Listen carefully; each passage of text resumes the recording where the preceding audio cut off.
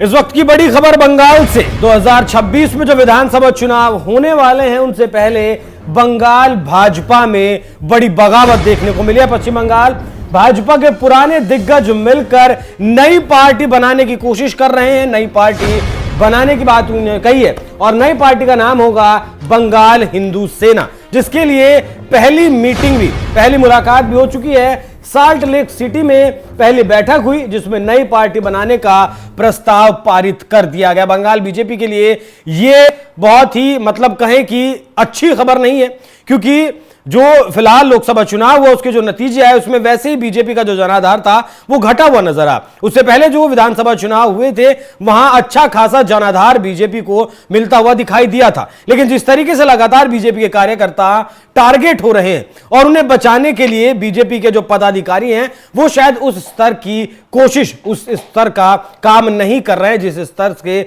विश्वास जनता ने किया था बीजेपी के ऊपर, वो भरोसा शायद कायम नहीं रख पाई है बीजेपी। इसी विषय पर चर्चा करेंगे। चर्चा में मेरे साथ मौजूद हैं बंगाल की राजनीति को बहुत बारीकी से परखने वाले, लंबे वक्त से ट्रैक करने वाले हमारे वरिष्ठ सहयोगी पंकज प्रसून। सर बहुत बहुत स्वागत है आपका। बंगाल में जो डेवलपमेंट ये हुआ है, नई पार्टी का बनना बीजेपी के लिए नुकसान तो बहुत बड़ा है, लेकिन क्या ऐसा हो पाएगा? पहला सवाल तो यही है। देखिए अभिषेक, एक बाई इलेक्शन हुआ है बंगाल में आज ही, और उसमें जिस जगह पे ये बाई इलेक्शन हुआ है टोटल हिंदू वोटरों की संख्या थी 41% और भारतीय जनता पार्टी को मिला है 28 to 29% के बीच में। बीजेपी का क्लेम है और उन्होंने पोस्टर वगैरह भी ये बनाए हैं कि 70% हिंदू आज भाजपा को वोट दे रहा है। ये बीजेपी का क्लेम है। उन्होंने बहुत पोस्टर वगैरह भी छपवाए हैं बंगाल में। आप बोलिएगा, मैं पोस्टर भेज दूंगा आपको जी। अब हुआ ये कि जब 70% हिंदू अगर बीजेपी के पक्ष में गोलबंद होंगे तो जाहिर तौर पे ममता बनर्जी को खतरा होगा। तो हुआ ये है कि कुछ दिनों पहले, शायद एक आध महीने पहले, भारतीय जनता पार्टी से नाराज चल रहे एक बड़े दिग्गज ने ममता बनर्जी से मुलाकात की। और ये हालांकि सूत्रों के हवाले से खबर है, मुलाकात हुई है, ये ऑफिशियल है, लेकिन सूत्रों के हवाले से खबर यह है कि उसी मुलाकात के दौरान ये चर्चा हुई कि क्या आप कुछ मेरे लिए कर सकते हैं, क्योंकि ममता बनर्जी ने भी हाल ही में उस बड़े लेकिन अभी दरकिनार चल रहे भाजपा नेता की मदद की थी। तो उसी में ये बैठक में बातचीत चली। इस जो नई पार्टी होगी उसकी फंडिंग टीएमसी करने पर राजी हो गई है, ये सूत्रों के हवाले से खबर। नई पार्टी की फंडिंग टीएमसी करेगी? टीएमसी डायरेक्ट नहीं, लेकिन इनडायरेक्टली वो करेंगे पर्दे के पीछे से। हाँ। और जो रूपरेखा बनाई गई, साल्ट लेक सिटी में संडे को ये बैठक हुई थी, उसमें वेस्ट मिदनापुर की एक महिला नेत्री है जो कि बीजेपी छोड़ के टीएमसी में आई हैं और फिर टीएमसी छोड़ के अभी कहीं नहीं है, उनको ये प्रदेश अध्यक्ष बनाया जाना है। नाम के बारे में दो नाम अभी भी हैं कि बंगाल हिंदू सेना रखा जाए या न्यू हिंदुस्तान पार्टी रखा जाए। वो दोनों प्रपोजल आए हैं। और जो बीजेपी में जो लोग नाराज हैं मौजूदा नेतृत्व से, जैसे बहुत सारे लोग हैं जो वर्तमान प्रदेश अध्यक्ष से नाराज चल रहे हैं, या बहुत सारे ऐसे लोग हैं जिनको टिकट नहीं मिलेगा, टिकट के आकांक्षी हैं, हर जगह होता है ना जी, उन लोगों को इस पार्टी से जोड़ने की योजना है। अच्छा, वो दो तीन नाम बता सकते हैं सर, कौन से हैं इसके पीछे, ये जो कहानी चल रही है? नहीं, अभी जो नाम बताने का मतलब पता नहीं, अभी हर किसी को पता। मैंने इतना इशारा कर दिया ना कि एक महीने पहले ममता बनर्जी से मुलाकात हुई थी उस बड़े दिग्गज नेता की। ठीक है। और अभी कुछ दिनों पहले बुढ़ापे में उस दिग्गज नेता ने शादी की है यंग लड़की से। अच्छा। तो इतना काफी है गेस। ठीक है सर, ठीक है। नहीं, इतना गेस का बंगाल के लोग समझ रहे हैं। जी जी जी जी। और जो थोड़ा सा भी बंगाल की राजनीति को ट्रैक करता है वो समझ रहा है। अब जो बड़ी खबर ये है उसमें ये कि एक तो टीएमसी के थ्रू फंडिंग वगैरह के सारा इंतजाम हो गया है।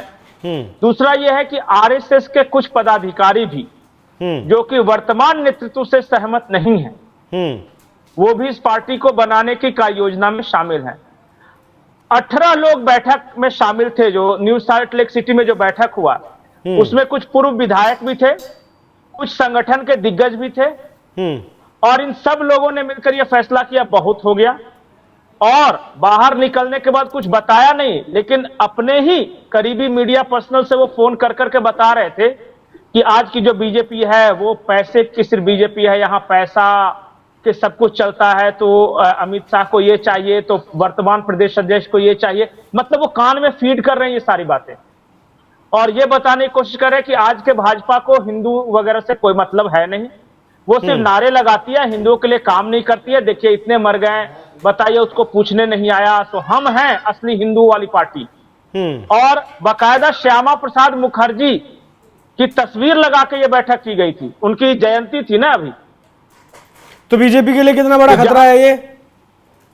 बंगाल में श्यामा प्रसाद मुखर्जी बीजेपी के पोस्टर बॉय है, और बीजेपी की जनसंघ की स्थापना में उनका बहुत बड़ा योगदान था। और बीजेपी शुरुआती जीत तो नहीं पाई है ना बंगाल आज तक, अभी तक नहीं जीत पाई है। और बीजेपी के लोग अक्सर ये नारा लगाते थे, जहां हुए बलिदान मुखर्जी वो कश्मीर हमारा है। कश्मीर गए थे ना इंटीग्रल पार्ट ऑफ इंडिया करने के लिए। तो उसी श्यामा प्रसाद मुखर्जी का चेहरा आगे करके अगर कुछ आरएसएस के लोग और बीजेपी के कुछ दिग्गज अगर अपनी ही पार्टी को छोड़कर नई पार्टी बनाते हैं तो वो जीतेंगे, ये तो तय है कि वो नहीं जीतने वाले। लेकिन ममता दीदी अजय हो जाएंगी टीएमसी को हरा के। लेकिन बीजेपी का अगर 3 से 4% वोट भी अगर उन्होंने काट लिया, बंगाल जैसे राज्य में जहां त्रिकोणीय लड़ाई होती है उसमें कांग्रेस और सीपीएम तो खैर ऐसे ही है, लेकिन अगर बीजेपी का कोर वोट 3-4% काट लिया तो बहुत बड़ा खेला होगा, फिर ममता बनर्जी की जीत सुनिश्चित हो जाएगी। और यही कोशिश भी है ममता बनर्जी की। तो सारी साजिश ममता बनर्जी की तो नहीं है? नहीं, वो दिग्गज नेता आहत थे, उनको वैल्यू नहीं मिल रहा था, अमित शाह से पट नहीं रही थी, वो बार बार मोदी के नाम की दुहाई दे रहे थे, और ममता ने आपदा में अवसर तलाश लिया। बस यही हुआ है, आपदा में अवसर वही हुआ है। और इन लोग जानते हैं, इन लोगों ने जो बनाया है वहां कि हम किन किन मुद्दों पर लड़ेंगे, वो बीजेपी के लिए वो कह रहे हैं कि बीजेपी कभी एनआरसी लागू नहीं करेगी बंगाल में, और चैलेंज कर रहे हैं कि अगर हिम्मत है तो लागू करके दिखा दे। एक तरह से दबाव भी रहेगा।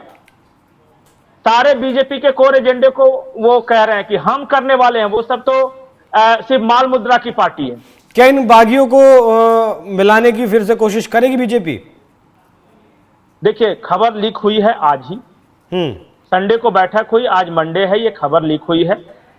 अब अगर इस तरह की बात है तो मैं ये तो नहीं कह रहा कि सबको, लेकिन उनमें से अगर कुछ लोगों को तोड़ फोड़ के इधर लाए, मतलब किस तरह उस पार्टी का निर्माण जो है वो खटाई में पड़ जाए, तो एक ऑपरेशन लोटस वहां भी चलाने की जरूरत है कि उन लोग जो है जो बागी हैं उनमें से देखिए कितने को एडजस्ट कर पाते हैं। मतलब अपने ही नेताओं के लिए ऑपरेशन लोटस चलाना पड़ेगा बीजेपी को, अपने नेताओं को एडजस्ट करना पड़ेगा। चलिए अच्छा थोड़ा आगे बढ़ते हैं। 2026 में बीजेपी की संभावनाएं क्या हैं बंगाल में? देखिए बहुत तेजी से ग्राफ बन रहा है। देखिए बीजेपी, अब तो कोई किसी को दो राय नहीं है कि बीजेपी वहां मेन अपोजिशन है, ठीक है। और ममता बनर्जी की पार्टी में भी फैक्शनिज्म है। कल्याण बनर्जी, कुणाल घोष, अभिजीत बनर्जी, ये सब, और जो पुराने नेता बनाम नए, ओल्ड गार्ड्स बनाम न्यू गार्ड्स के जो लड़ाई चल रही है। और 2 बार ममता बनर्जी को मीडिया में आके कहना पड़ा कि आई एम द बॉस, मतलब अभिषेक बनर्जी से नाराज कुछ लोग नाराज थे तो उस वजह से, तो वहां भी उठापटक है।